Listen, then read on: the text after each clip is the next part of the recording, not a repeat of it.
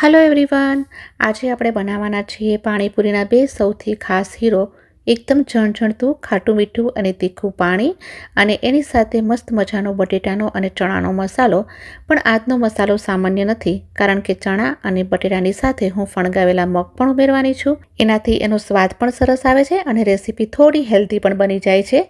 1 ચમચી પાણીમાં ખટાશ, મીઠાશ, તીખાશ અને મસાલાનો એવો હેલ્ધી ધમાકો કે ઘરના બધા જ કહેશે, બસ હવે બહારની પાણીપુરી બંધ. તો ચલો બનાવીએ થોડા નવા ટ્વિસ્ટ સાથે પાણીપુરીનું પાણી અને મસાલો. બહારના જેવું પાણી બનાવવા માટે સૌથી પહેલાં આપણને જોશે ફ્રેશ ફુદીનો. 1 કપ લઈ રહી છું અને એની અગેન્સ્ટમાં અડધો કપ કોથમીર લેશું. પાણીપુરીના પાણીમાં હંમેશા ફુદીનાનું મેઝરમેન્ટ વધારે જ રાખો. સારી રીતે બંનેને પાણીથી સાફ કરી લેશું અને એને બારીક કટ કરી લેશું.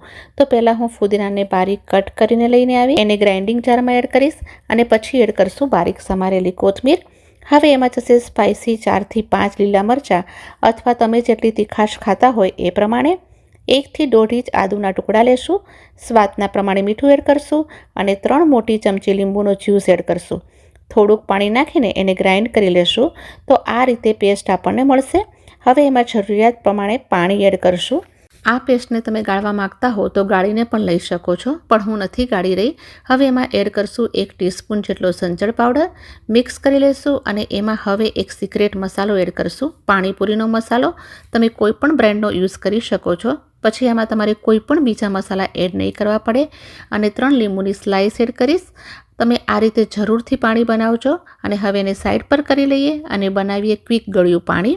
પ્રેશર કુકર લેશું. એમાં એડ કરશું આમલી 1/4 કપ. સીડલેસ આમલી લીધી છે. એની સાથે 7 થી 8 સીડલેસ ખજૂર એડ કરશું. ખજૂર એડ કરવાથી ગળપણની સાથે ચટણીનું ટેક્સચર પણ ખૂબ સરસ મળશે. તમે જો એકવાર આ રીતે ખજૂર આમલીની ચટણી બનાવી લીધી તો વારંવાર આ જ મેથડને પસંદ કરશો. ગોળ એડ કરશું. ખજૂર તમારા કેટલા સ્વીટ છે એના પ્રમાણે એડ કરો. 1 ચમચી આખું જીરું એડ કરશું. લાલ મરચાંનો પાવડર નાખશું અને થોડું મીઠું એડ કરશું. બધી જ વસ્તુ ડૂબે એટલું પાણી એડ કરશું અને પ્રેશર કુકરનું ઢાંકણ બંધ કરી મીડિયમ ફ્લેમ પર 1 થી 2 વિસલ લગાવી લેશું. તો મેં અહીંયા 2 વિસલ લઈ લીધી છે. કુકરનું પ્રેશર ઓટોમેટિક રિલીઝ થવા દેવાનું છે. બધી જ વસ્તુઓ એકદમ સરસ રીતે બોઇલ થઈ ગઈ છે. તો હવે એને ગ્રાઇન્ડિંગ જારમાં એડ કરશું. અને હા, એકદમ ઠંડુ થઈ ગયા પછી જ એને ગ્રાઇન્ડ કરો. તો એ બિલકુલ ઠંડુ થઈ ગયું છે પછી જ મેં એને ગ્રાઇન્ડ કરી લીધું છે. આ ટાઈપની પેસ્ટ આપણને મળશે. એમાં થોડું પાણી એડ કરીશ કારણ કે પલ્પ ખાસો એવો ઘટ છે. હવે એક બાઉલની ઉપર ચાળણી મૂકીશ અને એની ઉપર આ બધો જ પલ્પ લઈ અને ગાળી લઈશ. એકદમ સરસ રીતે ગાળવાનું છે. તમે જોઈ શકો છો કે પલ્પ ગળાઈને પણ આવી ગયો છે. સિમ્પલ અને ક્વિક રેસીપી છે. તમે જરૂરથી ટ્રાય કરજો. તો મેં એને 2 બેચીસમાં ગાળી લીધી છે. ચટણી રેડી છે. તો આટલી ચટણીમાંથી આટલું જ વેસ્ટ નીકળ્યું છે. હવે જેટલી કન્સિસ્ટન્સી જોઈએ એ જ પ્રમાણે પાણી એડ કરી અને મેનેજ કરી લેશું. હવે એમાં એડ કરીશ ચાટ મસાલાનો પાવડર અને શેકેલા જીરાનો પાવડર. લાલ મરચાંનો પાવડર તો આપણે આગળ એડ કરી ચૂક્યા છીએ. સારી રીતે મિક્સ આપી દેશું. તમે અહીંયા આ ચટણીમાં મરી પાવડર, વરિયાળીનો પાવડર અને સૂંઠનો પાવડર પણ એડ કરી શકો છો. પણ આટલા જ મસાલા સાથે ખૂબ જ ટેસ્ટી બને છે. અને તમે એને કાચના જારમાં ભરી અને રેફ્રિજરેટરમાં રાખી જ્યારે પણ જોઈએ ત્યારે યુઝ કરી શકો છો. હવે જઈએ મસાલો બનાવવાની પ્રોસેસમાં. અહીંયા મેં 1 કપ ચણાને ઓવરનાઇટ સોક કરી લીધા હતા. સોક કરવા ખૂબ જ જરૂરી છે, તો જ એનું રિઝલ્ટ સારું મળશે. એને પ્રેશર કુકરમાં ટ્રાન્સફર કરશું. થોડુંક મીઠું એડ કરશું અને ચણા કરતાં 1.5 ગણું પાણી એડ કરીને મિક્સ આપી દેશું. કુકરનું ઢાંકણ બંધ કરી મીડિયમ ગેસની ફ્લેમ પર 3 થી 4 વિસલ લઈ લેશું. ચણા થઈ રહ્યા છે ત્યાં સુધી હું અહીંયા મસાલામાં એક ટ્વિસ્ટ એડ કરી રહી છું. ફણગાવેલા મગ એડ કરીશ. આ ફણગાવેલા મગ એડ કરીને જો તમે પાણીપુરી ખાધી ન હોય તો એકવાર ચોક્કસથી ટ્રાય કરજો. ગેસ પર ચડાવશું એક પેન. એમાં એડ કરશું 1 થી 2 ટેબલસ્પૂન જેટલું તેલ. તેલ ગરમ થાય એટલે એમાં નાખશું હિંગ અને થોડી હળદર. ફક્ત 2 જ મસાલા સાથે આ મગને આપણે અધકચરા કૂક કરવાના છે. સ્વાદના પ્રમાણે મીઠું નાખશું અને મિક્સ કરી લેશું. બિલકુલ પાણી પણ એડ નહીં કરીએ અને સાથે એને કવર પણ નહીં કરીએ. 3 થી 4 મિનિટમાં તમે જુઓ મગ અધકચરા બફાઈ ગયા છે. આ જ એની ખાસિયત છે. મગ રેડી થઈ ગયા છે તો ગેસની ફ્લેમને બંધ કરી અને એને ઠંડા થવા માટે સાઈડ પર કરી લઈએ.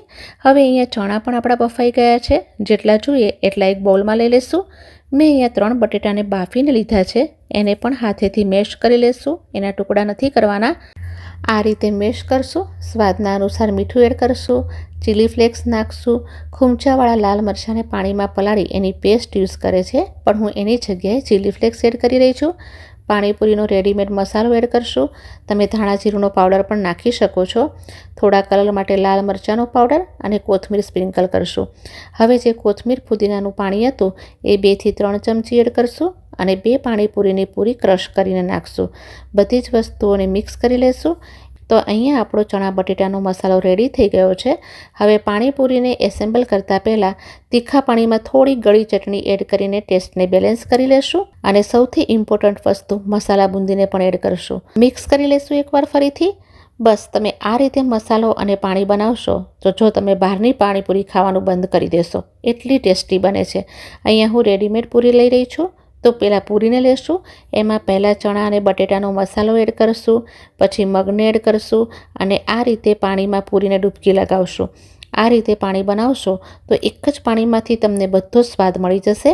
તો આલો, બહુ જબરજસ્ત પાણીપુરી બનીને તૈયાર થઈ ગઈ છે અને છેલ્લે જે સૂકી પૂરી આપે છે એ પણ બનાવીને એન્જોય કરી શકો છો. તો આજની આ રેસીપી તમે મારી રીતે જરૂરથી ટ્રાય કરજો. બધાને ખૂબ જ પસંદ આવશે.